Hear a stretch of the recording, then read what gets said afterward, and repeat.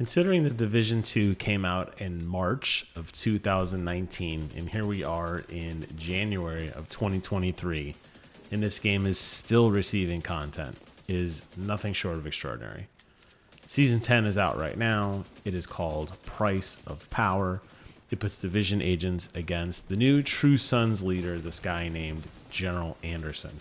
And just like all the other manhunts that you've had to go through, this one follows the same formula where you are tasked with doing random objectives in certain parts of the city, which unlocks a lieutenant.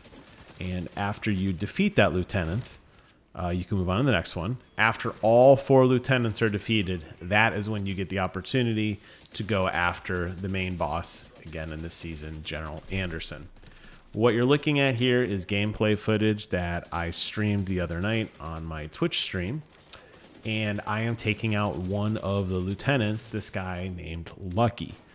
Now, Lucky is, by the lore and by the definition, one of the enforcers of the group. He wears very heavy armor. He's got a big, heavy-duty chain gun.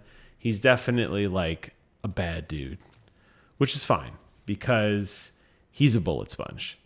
That's my problem, though, and that's my problem with this entire season. You'll notice in the top left corner of the screen next to my map is the word challenging. I didn't select challenging difficulty. I just play on normal. And while I do invest a lot of time into the game, particularly just to drop in for the special cosmetic events, like when they did a Resident Evil crossover, or to pick up my Santa suit around the holidays, obviously to check out all the new seasons and all the content that continues to come out, like the Summit, for example, I don't play every single day. And I think that's indicative of the fact that in the upper right-hand corner of the screen, my character level 70, when, if you look at my allies in the bottom right, they're significantly higher. I play a lot of other games, so I don't sit and play the Division 24/7. I play a lot of Modern Warfare. I was playing a lot of Halo. I'm playing a lot of other single-player games that I'm doing reviews on. I don't play 24/7, and I feel like, unfortunately, at least this season is not geared towards the casual player. This season is definitely very, very hard. And if you're like me and you play somewhat casually, maybe a little more often than me, you're going to have a very difficult time doing this on your own. And as you can see by the fact that one of our teammates is downed, and I'm going to struggle trying to resurrect him, but he does actually get up thanks to the other teammate. But you're going to see that despite the fact that like this guy is super high level, he's getting knocked, you know I don't have a chance. And typically these manhunts can be done solo. They're fun to do because you get some new story elements. You get to listen to some new recordings. You get to learn about some of the new villains that your division agent's taking down. And they do expand the story of some of the continuing cast that we have supported from the Division 1, which is awesome. So if you're into the story and into that universe, you get more of this, and that's exciting and fun. You have a chance at getting better gear drops. Obviously, doing new content, even though it's the same map, it's different combinations of enemies that heal, shoot grenades, the robot dogs, guys with shields. They mix them up, and you might fight the Black Tusk, or you might fight the Cleaners, or you might fight some other faction in areas that you may not have fought them before. And that is all fun, and I love that. And I think this game is beautiful. It plays well. It's addicting as hell, and I enjoy it.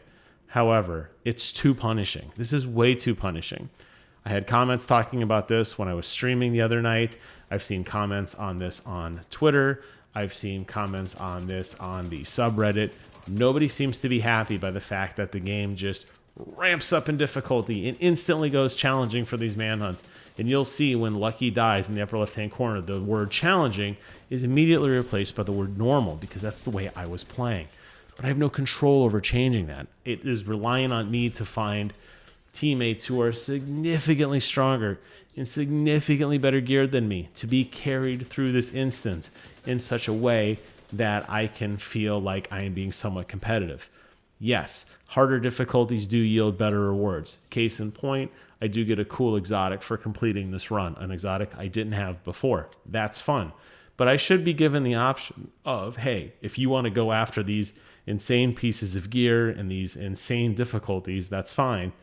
but you should have the option to play it normal. So I'm hoping that when Season 11 comes out in just a couple weeks, Ubisoft is listening to this kind of feedback and says, they're right. Maybe we do need to tone this down just a little bit. I want to hear from you guys in the comments below. Let me know your thoughts on what's going on with the Division difficulty. Thank you guys so much for watching. Take care of yourselves. And until next time, I will see you guys on the other side.